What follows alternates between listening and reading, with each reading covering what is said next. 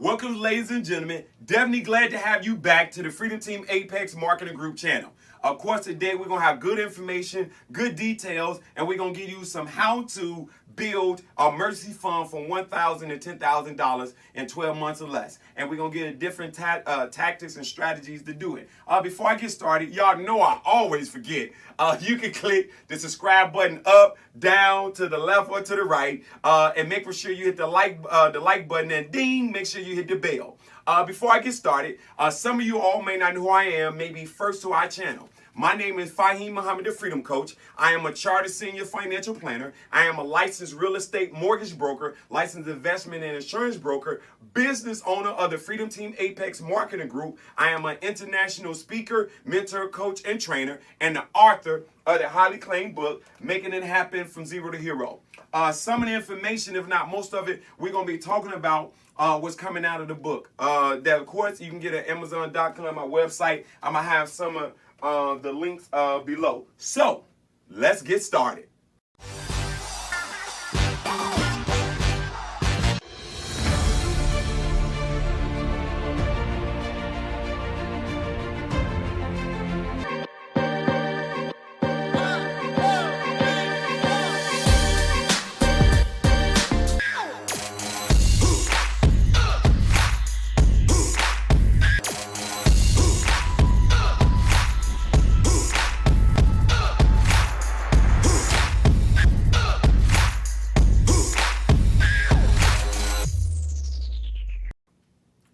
So now what we want to talk about is a few things in dealing with building up an emergency fund. A lot of everything that we do is mindset more than it is money set, okay? So you have to have the mindset. So I'm going to give some, I guess what's the word? I want to use some basic and some more small ways to do it so you can build up habit and discipline. And then I'm going to give you some more sophisticated ways as well for you to accumulate, okay? So let me get some intel on it. So in having a financial game plan, as we talk about in the book, that you have to have an emergency fund. And so what happens, ladies and gentlemen, that a lot of times when we are making efforts to budget, save money, make money, a lot of times we don't run our personal finance like a business finance because we don't know really about either. Money is one of the only things that doesn't come with instructions. And let me give you an example and show how.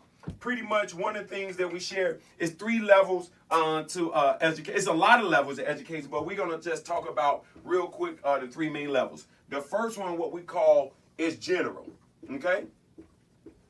General education. Oh, my writing is terrible, huh? All right, it's general education. General education is what you get. Hopefully I can find some good markers, right? It's where you get from 0 to 18. I don't know if you can read them or see it, but that's what it is. All right, so where you can get from 0 to 18, that's where we learn how to read, write, mathematics, arithmetic, deductive reasoning, history that we hardly ever use sometimes, right? So we learn all these particular things. Which is, we need to do that, okay? Now, what we want to do before I go move from this, when it comes to our education, guess what we are learning or who we learning from? We're normally learning from, of course, your parents, okay? Your guardians, all right? All right? You're learning, obviously, as we talked about, from school, whatever religious or spiritual, all right? I'm just going to put spiritual organization that you buy. Obviously, can't say it messing up, right? That whatever spiritual organization. And then the next thing, we are learning from the public. And it's a shame to say this is where it's normally the strongest. We are learning so much from the public. And we're talking about, for younger people, obviously, it's your peers who you go to school with. As you get older, it's funny, you're learning from the people in the barbershop and the beauty salon. And, you know, that's where we're learning from, or your job. And where they are talking about, you know, 401ks and pensions or their lack of. And so nowhere in there is any instructions about money. So you're getting general education. Now, let's go real quick to the next level. All right, let me go ahead. I'm just going to erase this. Got that 0 to 18. Now, the next place, number 2, is what we call specific. Okay, specific. The specific, you are getting this information normally from the age of 19 to, if you're going, it depends on how far you're going into your post-schooling. This is age. Okay, I want to make for sure that if you look back on this, so you'll remember, this is age. Okay, and what is specific education? Once you graduate from high school, you're either going into trade school, you're going into military, or you're seeking higher education in college, or you may get into some other work apprenticeship program. And so these things are specific, where they're teaching you how to become a nurse, how to become a doctor, how to become an attorney, how to become a teacher, how to become a mechanic, how to become a hairstylist. All these electricians and carpenters, all these professions that we need to make our world go around. But again, it's no instructions about money in there. So we want to make for sure that we understand that significance of that. Okay. Now, this next one right here is why we are here. Okay. The next one is why we're here. This one right here is what we call financial education, better known as financial IQ. Ladies and gentlemen, this is where where if you don't learn this outside of these two locations, specific areas where you're going to learn it. So, ladies and gentlemen, we're going to show you, give you some financial IQ. So, we're starting to go on with the basics. So I want the people that if you are 18, 21, 25, 30, 40, 50, yes, I'm going to start with some basics, and then I'm going to move up to advanced. Because me as the Freedom Coach, I want to make for sure that we are just getting some of the basic things that we can advance. Because age has zero to do with you accumulating wealth. It has to do with your desire. It has to do with skill sets and knowledge and application of what you know. And so it's no age on that, okay? So it's a few things, though, that I do want to share with you when it comes to financial IQ that you do want to learn and know. I'm going to cover some of the basic stuff, but I'm not going to go on all of them today. That's why you want to make for sure. Where's that button at? That button. I want this to get zoomed in on. It's either up, down, to the left, or to the right. We want to make sure you subscribe, hit the like button, and hit the bell so you can get some of the additional lessons and everything and be notified when we put new lessons and information, and get a chance, of course, to possibly win something as well. So now in financial IQ. All right, here we go. It is three main things that we want to make sure you learn, and we're going to start with one of them today. But it's some basic financial IQ or financial statements that you need to learn. We're going to talk about. This is huge right here. We're going to talk about you got to understand the process of budgeting, okay? Budget. We're going to talk about that. All right, the other thing that you want to understand is income statement. And then the third one, C, you want to understand what is called, obviously, a balance statement, okay? Why is this important? Because people confuse, obviously, revenue for profit. People work at bank and they have money coming in. That don't mean you're making no money, right? Just because money coming in doesn't mean that you're making money, because obviously the difference between revenue and profit is revenue is the money that you bring in for a product or service that's done. Profit is the money that you have left over after all of those things are taken care of. So you want to be focusing on what is your profit. You're looking at your profit margin. You're looking at anything that you do at the minimum.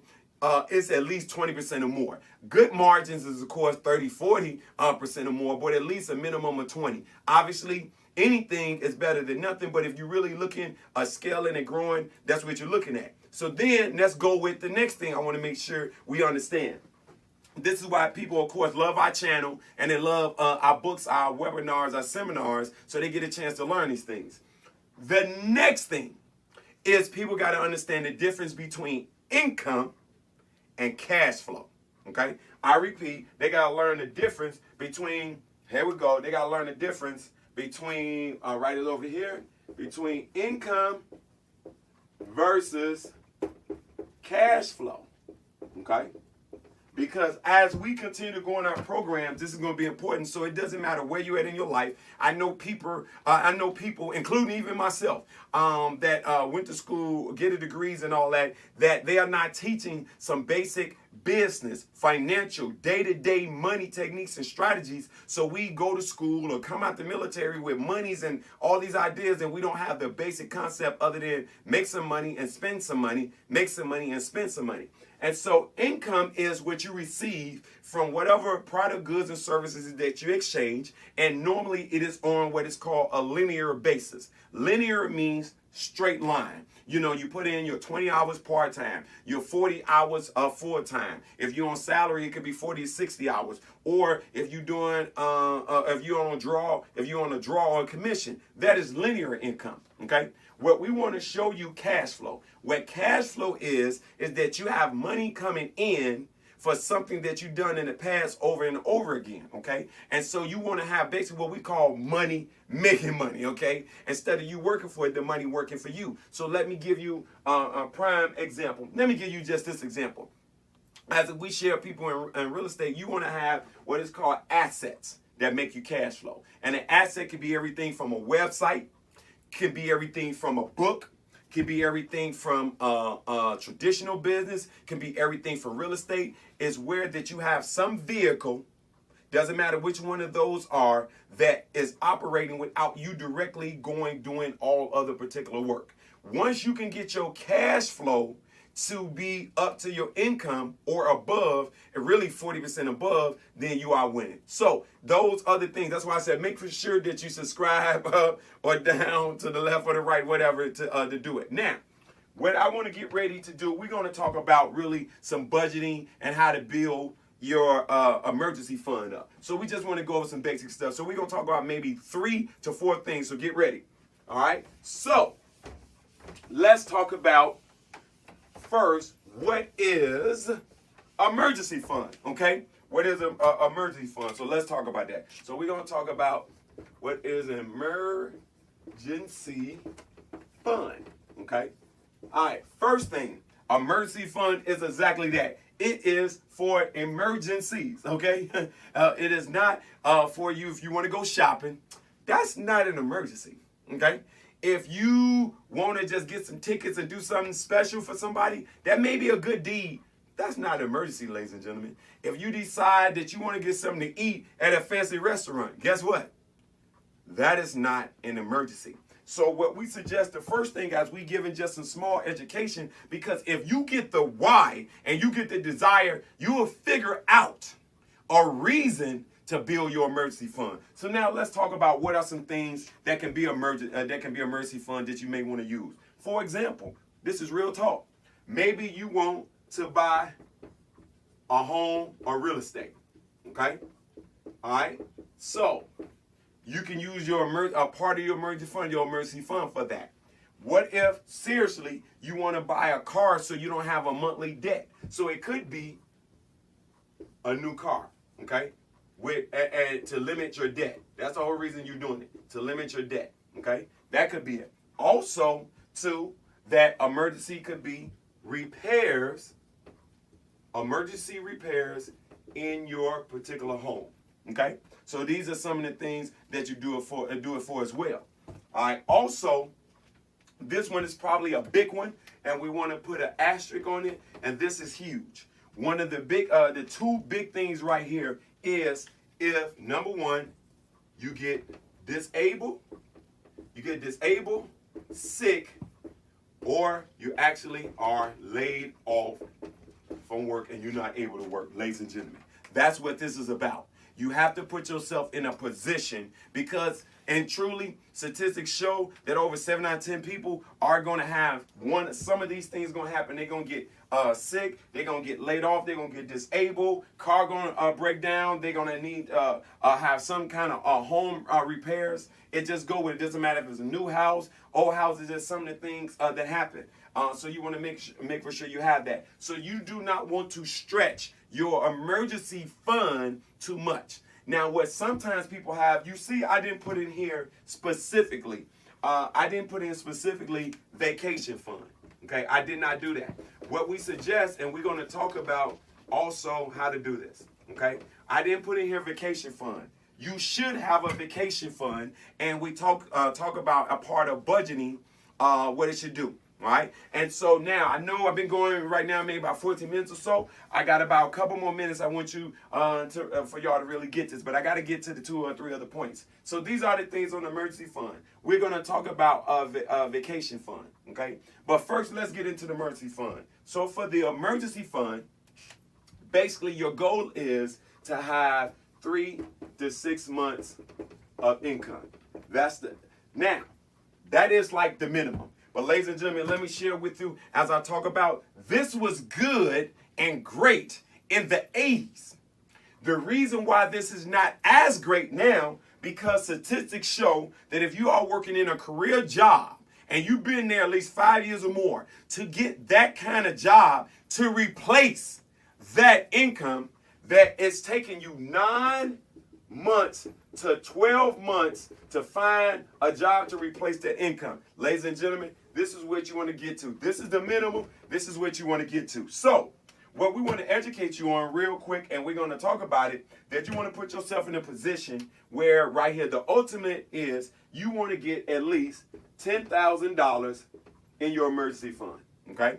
It doesn't matter if it takes you 1 year, 2 or 3 years. Because ladies and gentlemen, what happens, and I say it all the time, we have put and take accounts. So we got your savings account is exactly that for your shopping, your gifts. That's what that's for. Your checking is for you to have accountability, checks and balances, the money we're going out. And what happened is we want to save, we want to have an emergency fund within the savings, so that tricks us. We think, oh, I got $2,000, I got $20,000, I got $100,000 in the account, but you really don't, because a part of that is your emergency. So it makes you and give you the illusion that you have more money than what you really have, and you end up spending it, and you end up spending your emergency money. So when emergency come up, you no longer have it because it should have been in a separate account. Okay, preferable a municipal bond or like a mutual fund money market account. But definitely at the minimum, at least a saving and checking account that, quote, you're not able to access it as easily, but you do have access to it. Okay, now let's talk about the tiers. Okay, I talk about what the definition of tiers, but let's talk about the tiers and the levels to this. So you're looking at, oh, got it right here. All right, so what you're looking at, you want to start off getting $500 into your emergency fund as soon as possible. You want to build that to 1,000. You want to be, your next goal is 3,000. Your next goal is 5,000, and your next goal is 10,000. Now, this 10,000 may not be the exact amount to replace your year income, but it will put you in a position to at least deal for most people. Now, if you need 30,000 based off of the income that you make, then you need to multiply that for that to be your number. Okay, so we're talking about anyone that's making anywhere between a 30 to about normally about a $70,000-$80,000. This will do it. If you probably are making a 6-figure income, you're probably going to need more, like about a 20 to 30,000. And obviously, if you're making at least $1 million plus, you're looking at 30 to 50,000 minimum that you're going to need to do that while you're making whatever transition, if not more. You're probably going to need more, like 50 to 100,000, so you can make whatever minimum transition. Okay. Now, we already go into that the whole concept of this, how you get your budget and everything right, is beyond a shadow of a doubt. You have to spend less than you're making, and that to live off of, and you need to find ways to get additional income, other ways to get additional cash flow. So let me go ahead and give you some ideas and concepts to do that, to make this happen. One of the main things you need to do, and we probably heard of this, is a basic thing, right? So in the next video, and again, don't forget to subscribe up, down. We need to zoom in on this one, to the left or to the right. Make sure you zoom in, hit the subscribe button, hit the like, hit the bell, so you can make sure you get access. So let me just give this as we get ready to close out on this. So one of the things that you could do, and you probably heard of it, basically is something that is called envelope stuffing. Okay, now I don't really suggest this as a main means to start your emergency fund. I believe you should put them obviously in secure and more investment vehicles that's getting a higher rate of return.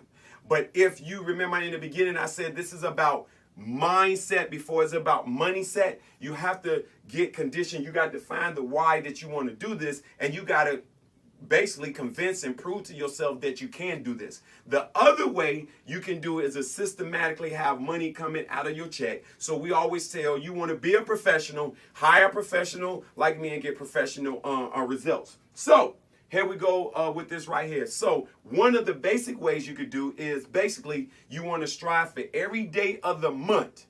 You want to put $1 in the envelope. And then you want to duplicate that. So let me give you a quick example so we know how this is as we close this out. So this is big. Anybody can do this, okay?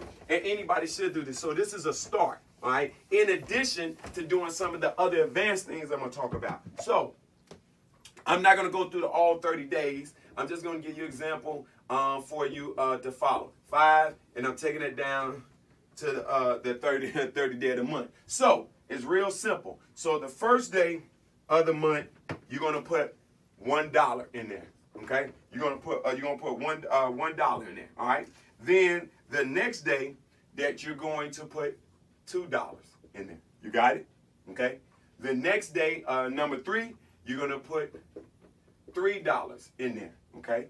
And you're gonna continue. And the next day is gonna be $4, $5, and then obviously on the 30th day, you're going to put, obviously, $30 in there. Ladies and gentlemen, by you following this concept, this is going to give you $465 that you would have did that just doing it for a month. If you take that 465 times 12, even though it may be taking you a year, ladies and gentlemen, it's going to put you in a position to have over $5,000 in your emergency fund. And you know what you can do with this money? This is money, like I say, you can use it to get a house and do different things just by doing this, okay? This is one particular thing. And you just do it each day and you can do that. So that's one thing real simple, and you just keep doing it over and over again, okay?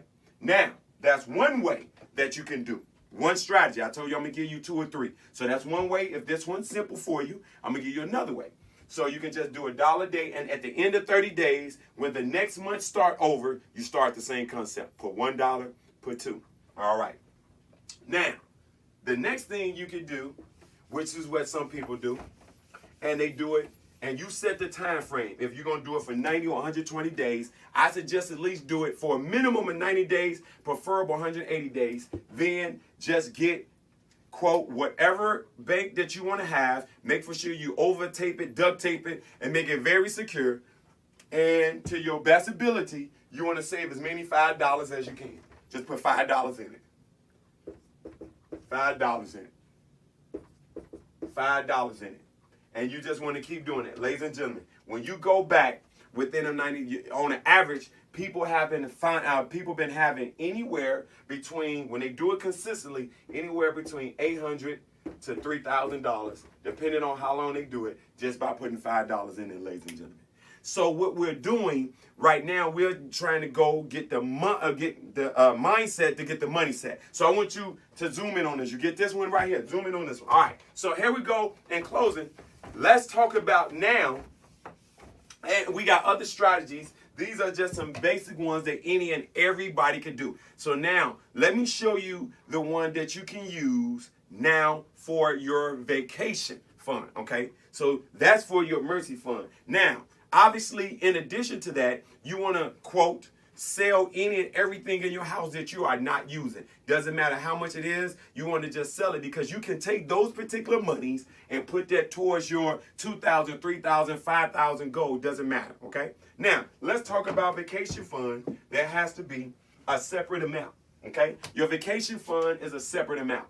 So we're talking about vacation, okay? Now, let me tell you, some people say vacation fund, I can just charge it. No, we're making efforts to get you debt free. And that's why when you come to our workshop and program, we're going to show you how to use the cascading debt, the snowballing effect, to get debt free. So if you're going to use your credit cards, it should be for business purposes, so you can take advantage of the tax benefit, not to use it to get a debt and you be paying for it for the next 3 to 6 months. And that's your solution. So let me just show you the vacation fund using that process a little bit different. This we're going to show you just by using whatever weeks that you are on to do that, okay? All right, so we want to show you to make it a real simple. And you can do this every Friday, okay? So every Friday, you're going to be able, of course, to put some money. So on the first week, guess what you want to do? You want to put $1 in. On the second week, you want to put $2 in. The third week, you want to put $3 in. 4 weeks, you want to put 4, and you're going to keep this particular process up all the way to the end of the year. This is a 12-month thing that you're going to do, okay? All right, so this is going to ensure that you and your significant other is going to be able to go on vacation. What you're going to do by doing that, you're going to be able to have, and this is not a lot of money, but this is going to get you definitely on a vacation, $1,378 by doing this, ladies and gentlemen. Okay? So we want to make for sure that you definitely get that. This is huge. If you are interested in getting some more advanced and some other techniques and strategies, make for sure that you click up and down to the left or right, wherever it is. I always forget where that button is. Make sure you hit the bell though, because we're gonna be having some all out, seriously intense information that you can get that's gonna be able to better yourself. So we would like for you, make sure you definitely get this on Zoom in. Make for sure that you definitely comment below on that. So if you ain't got the Zoom, get the Zoom in. I want to make sure y'all see me good. Zoom in on this. All right. So what's going to happen is you're going to be able to go ahead and comment below, and we'll let you know exactly what additional strategies and programs we have in addition to the different softwares that we use. But this is some basic stuff. If you have any questions over it, of course, we'll go over it again. So as I say all the time, good things come to those who wait, but only what's left over from those who hustle. Again, my name is Fahim Muhammad, the Freedom Coach. Free yourself and your dreams will follow. Y'all have a good one.